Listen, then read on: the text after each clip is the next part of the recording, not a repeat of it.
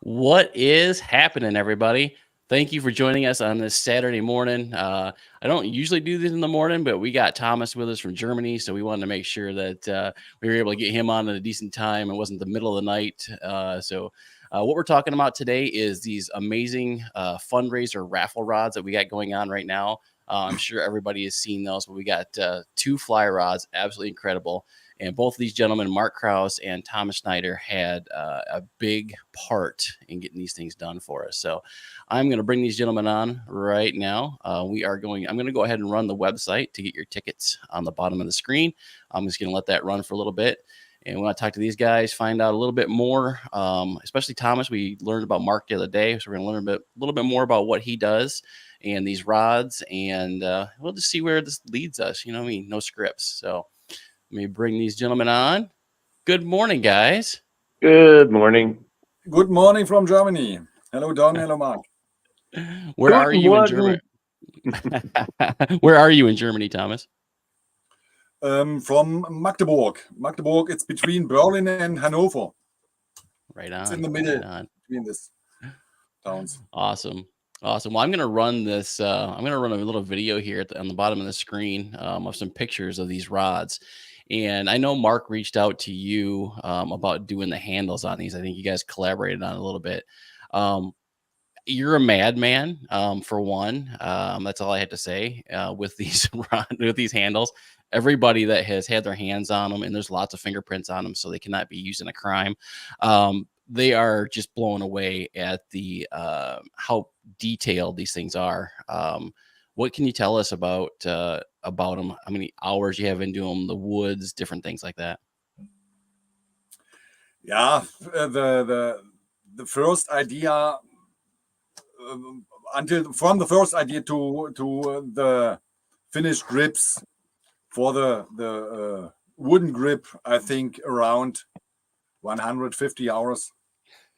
Wow. It's Wow. many times we talked, Mark and me, and what which details and which colors of wood and so on. It's more work in the head than on the laser. Incredible. So Mark is on here too because English is Thomas's second language. So if you feel more comfortable saying something in German, Mark can probably translate for you. Although it may come out differently, he may tell lies. Well, I don't know. We'll find out. Of course. But yeah, I mean, they're just the one in the all wood grain, the one that Mark built. So those are all individually cut in laminated pieces. Yes. Yeah, it's a puzzle, and I tried to form it around the grip, and that's the most hardest part on this grip, to form it without a seam, and yeah, to bring it with a good looking. Yeah, what he also means with forming it, if you look at the rod handle, there is no beginning and there's no end. It's endless. There is no seam. It runs around and runs around and runs around. You cannot determine where it was started at. It's crazy, absolutely crazy. Um, I don't know. I don't know what to say. It's like why? I guess because I guess I'm a lazy rod builder, and I don't think I would do that. But it's pretty amazing. It's greatly appreciated, and it, like I said, it's mind-boggling. But yeah, it's absolutely incredible for sure. What? How long you been building rods, Thomas? Around 10 years. Okay. I started, 2013, and then I built the first rod. I show you the picture. The blue one is one of my firsts, and it's the start of my rod building career. Is the grips from the normal rods are too thin for my big hands, and that's why I built my own rods, and then the colors from the winding checks to the thread or the real seats matches not on the point, and then I bought to make my own winding checks from aluminum and anodize in the right color. And I like to do things not on the mainstream, on my way. I think Well, that's one of the reasons you and Mark get along so well, because he does the same thing. Don, basically what Thomas is doing, he anodizes his own parts due to the fact, let's say you buy a colored seat from any brand, you never get the matching winding checks or anything to it. Nothing ever matches. So Thomas started to anodize his own stuff and basically copied the colors of existing real seats. So now he can make the existing hardware matching to it. And the other part is why Thomas is a perfectionist. You have to understand, we're German, we're good. Absolutely. I mean, you're not wrong, man. I mean, look at the, even from back in the day, and the German watchmakers are always the best, and my family comes from Germany as well. Both of my grandparents came right over when they were infants. So they were farmers, but I grew up knowing, how good everything from Germany was, the food, the clocks, all of that. So But so Mark tells me you are an architect and you build schools. No, not an architect. Okay. It's a structural planner, and the architect is it's not the wrong word for an engineer.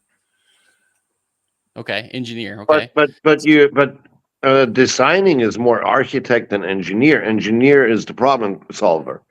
Yes, that's Okay.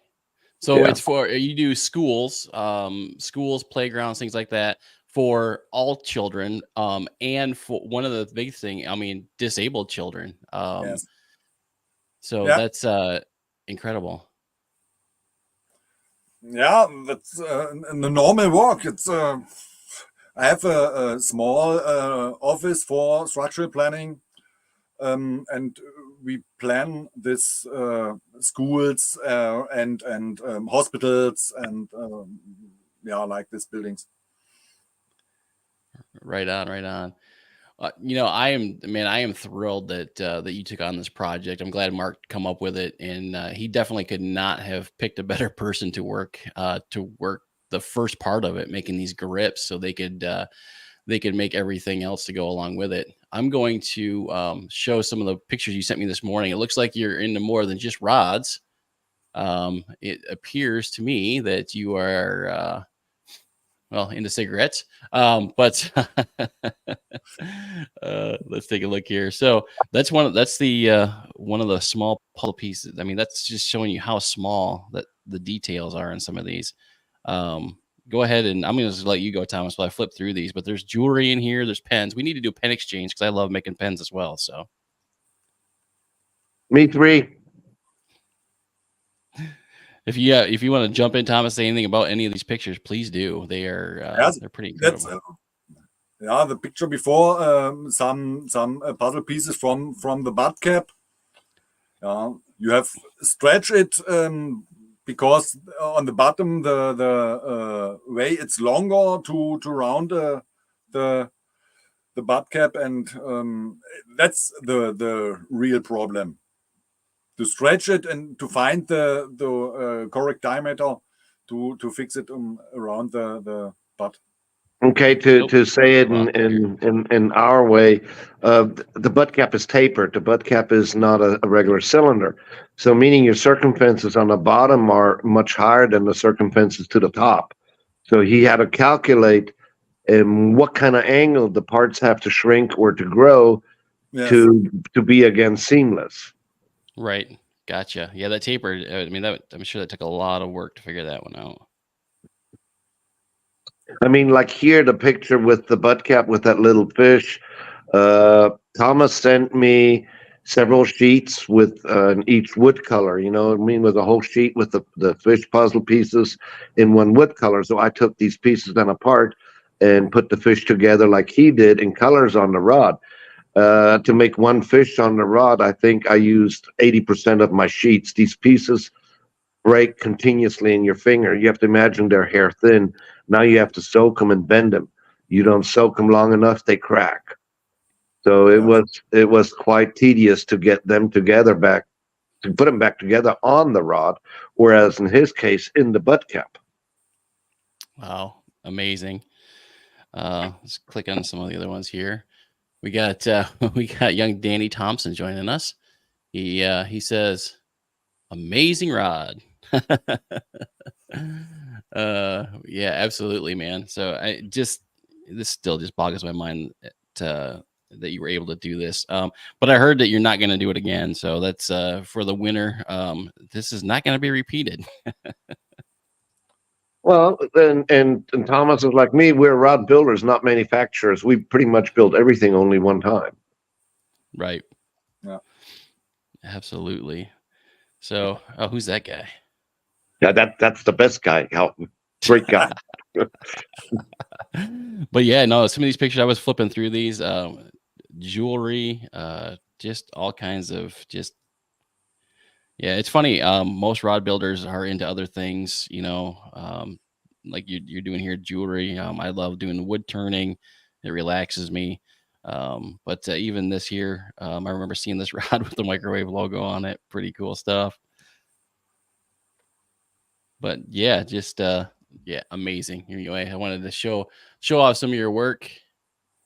Let's see if I can bring. There we go. We're back on screen. All right. Like I said, this is all new to me, so I'm glad you guys were here for my my first try. But we had a few people come and go. We had Jay Fishman stop in. It says great work, beautiful.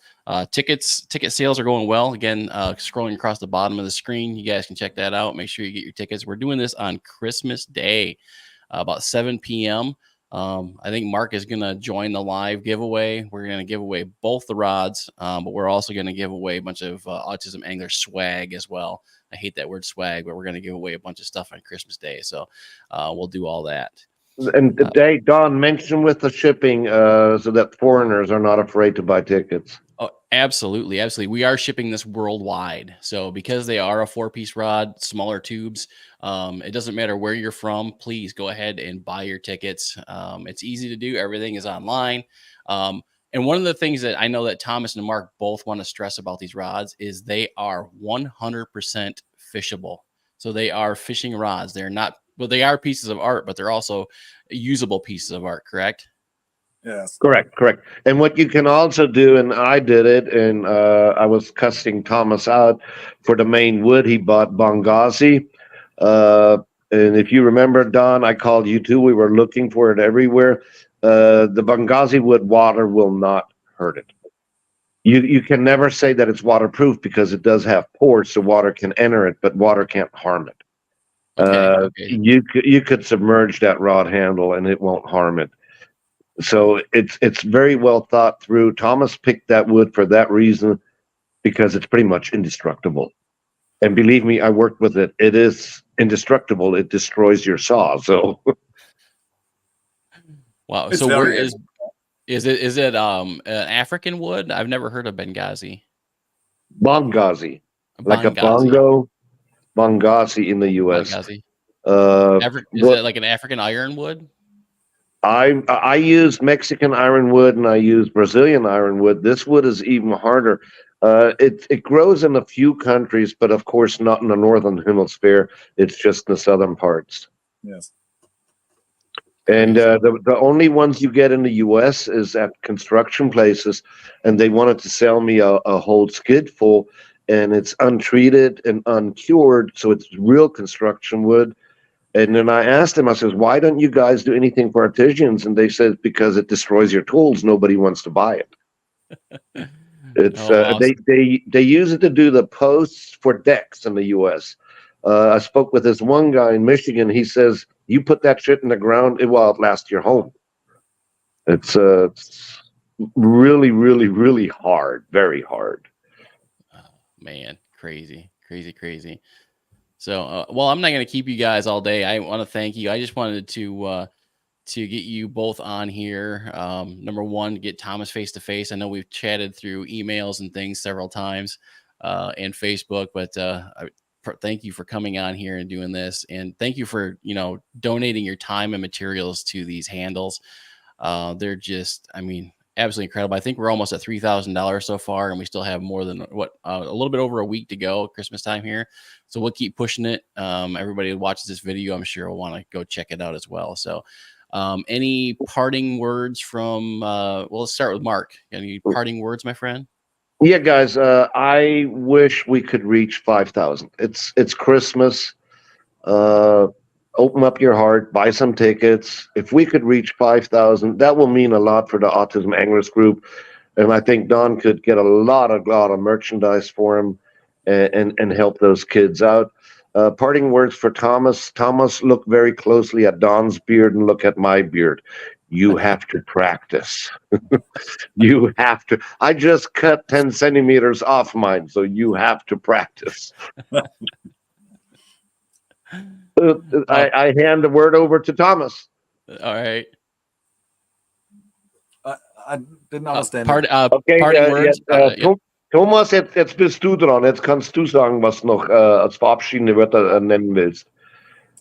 Yeah, I hope we can reach the 5,000, and I thumbs up, and I hope you have a good Christmas, and it's the rods come to the right fishermen. I'm sure they will, and they'll definitely be treasured. I was telling before, I wish I could buy tickets for it. I would, stuff the box and then hang them on my wall, but I cannot. So, and you cannot hang it on the wall. You have to go out to it. People have to see it. You know what I mean? You have to go fishing with it. Absolutely. Well, I've decided, so I'm just starting these lives, and I'm going to do a lot more videos and things like that. And I'm always going to sign off with stay awesome. So Thomas, how about a stay awesome in German? Mark, was soll's heißen? Ich bin mir nicht awesome bedeutet, dass du wirklich gut bist, wirklich cool, du machst super Zeug. There you go. All right, everybody, thank you guys, and everybody stay awesome.